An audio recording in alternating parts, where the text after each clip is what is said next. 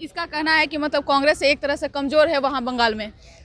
जहाँ कमज़ोर है कांग्रेस, हमारे जो लाइक माइंडेड जो पार्टी हैं, जो हम जिस विचारधारा को लेके चलते हैं, जहाँ जिन राज्यों में मजबूत है, हम वहाँ लगातार उनको हम मदद करेंगे। और हम नमस्कार, न्यूज़ फॉर नेशन देख रहे हैं। मैं वंदना। बिहार विधानसभा सत्र शुरू है। आज 10वां दिन है। लगातार सदन में विपक्ष अपने मुद्दों को लेकर के सरकार को घेराबंदी करने का काम कर रहे हैं। इस वक्त हमारे साथ हैं राजद के विधायक सुधाकर जी। और सर, आज आपका कौन सा ऐसा मुद्दा रहा जो सदन में आप उठाए?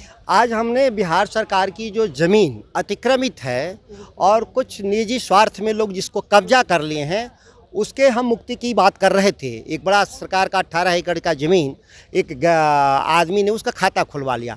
दूसरी तरफ यही सरकार जब गरीब आदमी 3 डिसमिल 2 डिसमिल घर बसा लिया है पिछले 50 और 60 सालों से, वहीं घर को ढाने का काम कर रही है सरकार। वहीं अमीर लोग 10 एकड़ 20 एकड़ 30 एकड़ ज़मीन कब्जा कर रहे हैं और सरकार उस पर आँख मूंदे हुए है। ये दोहरी जो चरित्र है इस सरकार का, हम लोग उसी सवाल को लेकर खड़ा थे आज विधानसभा में।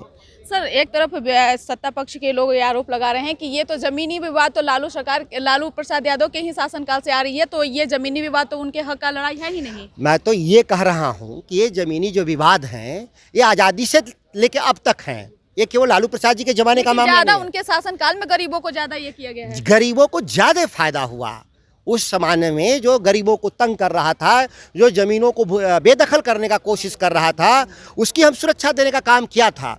ठीक उलट ये सरकार बड़े भूधारियों को, जमींदारों को संरक्षण दे रही है, गुंडागर्दी को बढ़ावा दे रही है सरकार। मैं इस बात की बात कर रहा हूँ। सर, बंगाल में चुनाव है, अब उसको लेकर के कांग्रेस अब वहाँ चुनाव लड़ रही है। आरजेडी का टीएमसी से गठबंधन हो रहा है, क्या कहेंगे?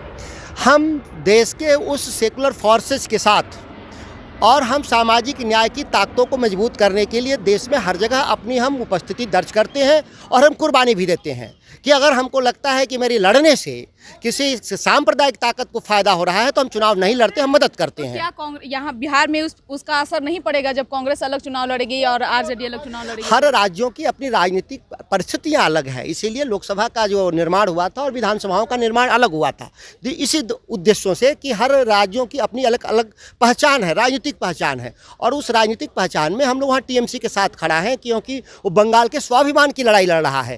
कांग्रेस वहाँ द्वितीय स्थान पे है, या कह सकते हैं नहीं के बराबर है। इसीलिए हम टीएमसी को मदद करेंगे और टीएमसी के साथ चुनाव भी लड़ेंगे हम लोग। इसका कहना है कि मतलब कांग्रेस एक तरह से कमजोर है वहाँ बंगाल में। जहाँ कमज़ोर है कांग्रेस, हमारे जो लाइक माइंडेड जो पार्टी हैं, जो हम जिस विचारधारा को लेके चलते हैं, जहाँ जिन राज्यों में मजबूत है, हम वहाँ लगातार उनको हम मदद करेंगे और हमको भी मदद वो लोग करते रहे। सीटों पर आरजेडी अपने उम्मीदवार उतारेगी? हम नहीं, कभी नहीं। हम वहाँ उन सीटों पे कोई चुनाव नहीं लड़ेंगे जिन सीटों पे हमारा समझौता नहीं है। और मेरे लड़ने से जिन सीटों पे भारतीय जनता पार्टी को फायदा होने का अनुमान होगा, हम उन सीटों पे चुनाव नहीं लड़ेंगे। जहाँ हम जीत सकते हैं वहीं लड़ेंगे। जी, बहुत बहुत शुक्रिया सर।